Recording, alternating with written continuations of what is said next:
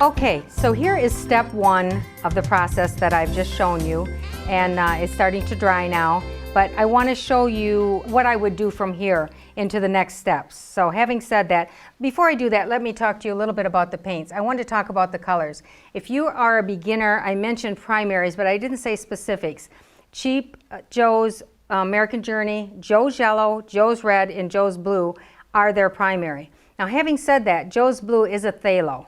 So sometimes I will use an Ultramarine instead of a Joe's Blue because Joe's Blue is a little bit stronger. But in this sequence here, I used Harvest Wheat for my yellow. It's a really rich kind of a raw sienna quin color, and I really love that. And it softens down the yellows just a little bit. And then the last color that I used for this was Indigo. And that's a color that I use to deepen it down, and it grays things off. It'll take that sort of edge off the raw color.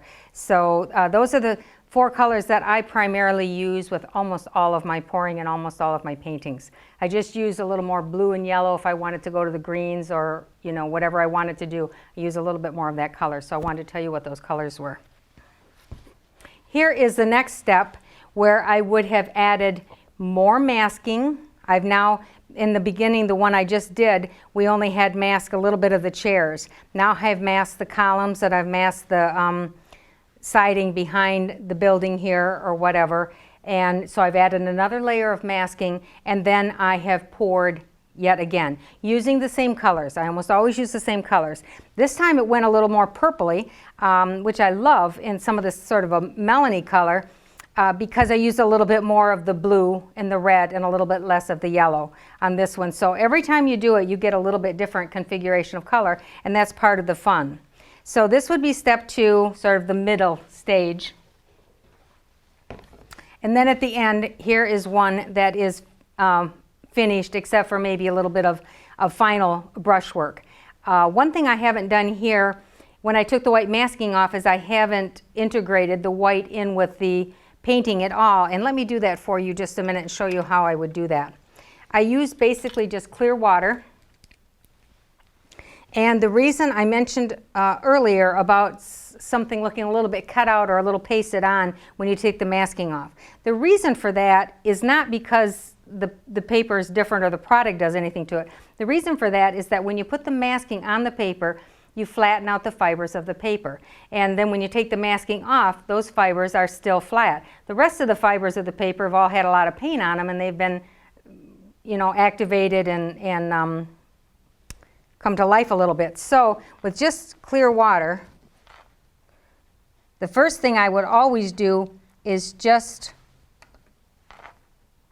I'm not very careful, I don't stay within the lines, but just wet all of the area a little bit. You get a little residue of some of the color bleeding over. Not much.